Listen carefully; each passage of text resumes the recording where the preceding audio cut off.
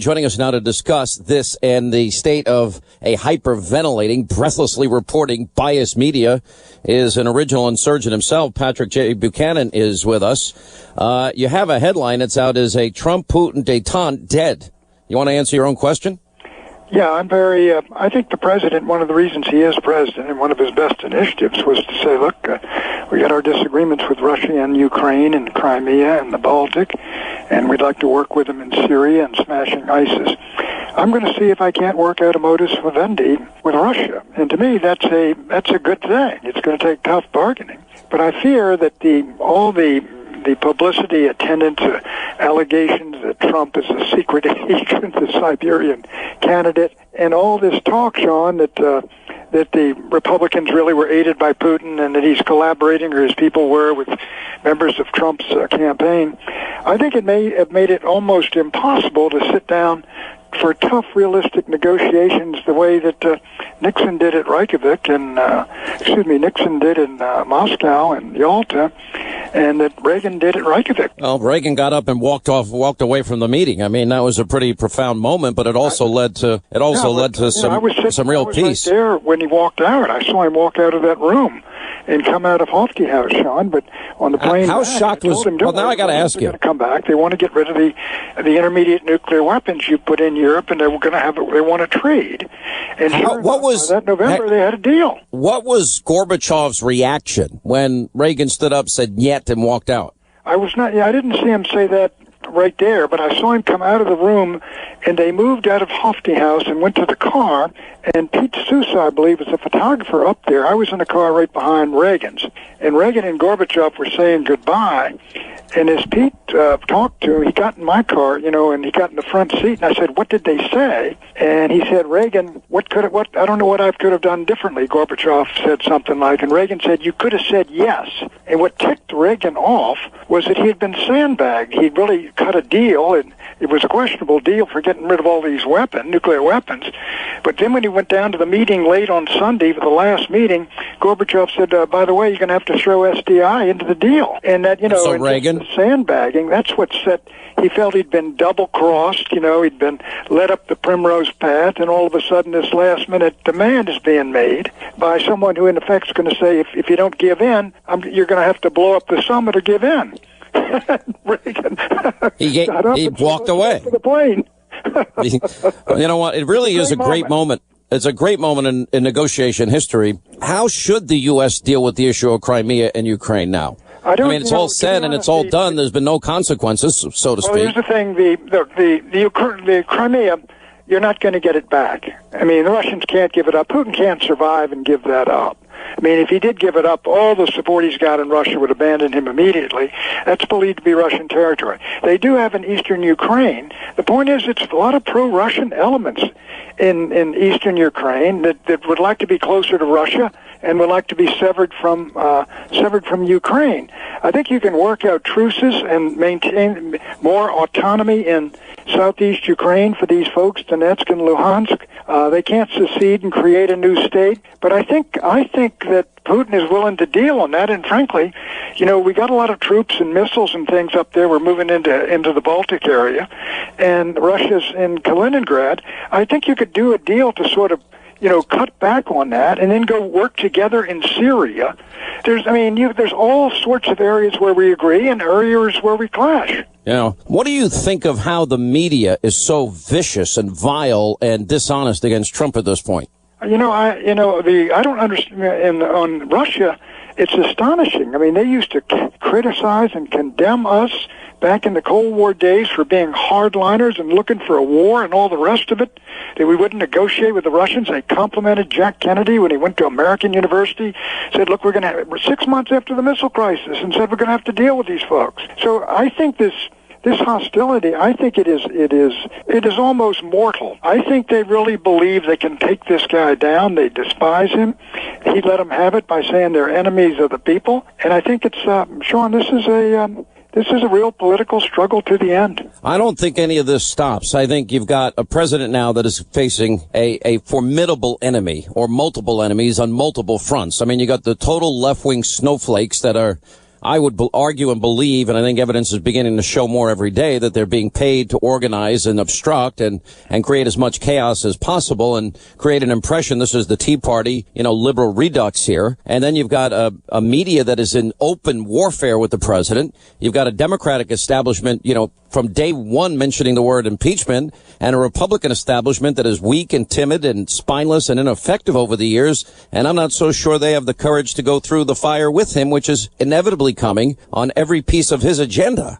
So I think you've got a pretty good description of the balance of forces right now in this city. And I think what the president has to do is... By the way, I'm in your city today. I don't really like it here, but I feel like I've been living here the last month. It's my hometown, Sean. I grew up here. It was a nice town in the 40s during the war and after the war. In the 40s, the soldiers around, every town, a little kid. Every town was nice in the 40s, Pat. The only way you're going to get 1940s or 50s America is go to Salt Lake City.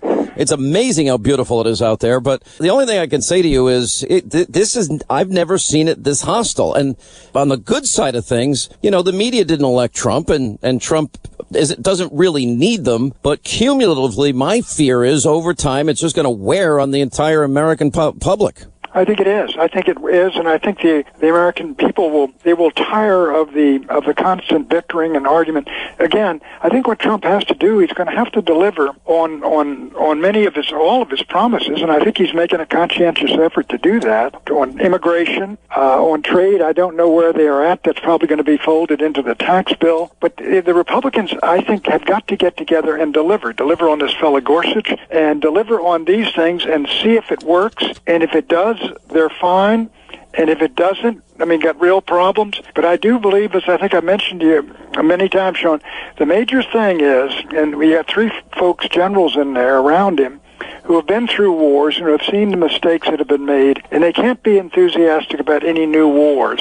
And so if they can just stay out of the wars, and they can get the domestic agenda through, and people are going to get sick of having people stand up and call congressmen names every time they go home. Look, I've interviewed Trump enough, though. He doesn't want to be an interventionist, and he certainly doesn't want boots on the ground, maybe short of intelligence forces. I gotta tell you, and maybe we'll disagree on this, and look, in good conscience, after Vietnam, and after what we saw in Iraq and 5,000 kids die in Iraq and Afghanistan, and then we pull out because, like Vietnam, we politicized the war, then you have to ask, why did we send these kids to fight, bleed, and die, when we're not committed to winning a war? So the second question is, what do we do if the Iranians get close to getting nuclear weapons? Because for me, it's a simple equation. A squared, B squared equals C squared, and radical Islamic terrorists, mullahs in Iran with weapons of mass destruction represents a clear and present danger for the entire world. I believe they would use them. All right, let me say this. 2007 and 2011 again, 16, 17 national security agencies of the United States with high confidence said Iran did not have a nuclear weapons program. Since then, they've exported 98% of their uranium. They stopped refining it up to 20%. They put concrete in the middle of that reactor up in the north, and we've got that bolted down. If they broke out and tried to put together uranium and compile it, we would have plenty of time to smash them, and that would be the dumbest thing in the world. These fairly are you confident that because Americans would strike them? Are you confident? Take out their facilities. Look, they may be evil, and they're probably the closest that we have to modern day evil today, but they're not stupid. And there's a distinction. And not being stupid, but hang on. But they built their nuclear sites all around their country. They buried them deep into the ground. They partnered with Putin on missile defense. To me, already, if any military action were to occur today, it would include bunker-busting bombs. It would need a massive coalition that seems to be emerging between the Israelis, the Saudis, the Jordanians, and Egyptians, and it would need everything we've got. And probably, I don't see it leading to a ground war, but I see it leading to a major world crisis. Well, look, the only facility they've got deep underground is Fordow, and there are IAEA guys in there. They are no longer enriching to 20%, which they did in that underground facility. And if they kick the guys in there that are covering it if they kick them out and start doing this, they're headed down the road to a confrontation. If the Americans didn't do anything, the Israelis wouldn't let them get a bomb. Some of the Israelis are saying we got a good deal on the nuclear deal. Look, but what happened? I got to take a break. Hang on a second. I don't know any Israeli that's saying that Iranian deal was a good deal. Nobody's saying that I know of. But hang on, Pat Buchanan with us. All right, as we continue, Patrick J. Buchanan is with us. All right, let me go back to the forces that are battling Trump, the snowflake leftists, Occupy Wall Street, Black Lives Matters, the people out in the streets. Then you add the Democratic establishment, a corrupt and biased, abusively so, media propaganda establishment, and then you have the weak Republican establishment. Now, if I had to guess, my great disappointment may ultimately come from the Republicans. I had an interview with Paul Ryan the other night. I don't know if you saw it. I hope you did. And in it, I got him to agree. He agrees with the Trump agenda. And he said everything legislatively will be passed in 200 days. He said there are a lot of obstacles, technical, bureaucratic obstacles to repeal and replacing Obamacare. They'll do that in March. Is that timetable fast enough to get it done? And do you see liberal Republican defections that gum up the works? Yeah, I do think so. I think, I regret that they haven't moved much faster than they have. But if they get the Obama, repeal and replace, and they get a real tax bill through there, and it's got a border adjustment tax there, I think those two, if you get these big victories in there, and then we're going to have to see if it works or not. I think that would be a success. And look, as I've said many times, Sean, look, our survival as a movement and a party depends upon the regular Republicans, conservatives on the Hill, and the populist conservatives that gave Trump his victory. And you got to get together and you got to make a deal there, and then you reach out and get yourself the Joe Manchins and hopefully get these through and get some judges through and get some momentum going. And then, of course, it's in the hands of the Lord, so to speak, whether it works or not. But if you can do that, I think that's good news. But as I've mentioned, what the war did to George W. Bush, it finished off the party in 2006, and we lost the presidency to an anti-war liberal, one-term senator in 2008. And if I think you get mixed up in some kind of unnecessary war with Iran, look, if Iran wants a war with us, they can start it tomorrow afternoon. They could have started it any time the last 35 years. They don't want to mix it up with the United States. They saw what happened next door to Saddam Hussein, who didn't even have any weapons of mass destruction.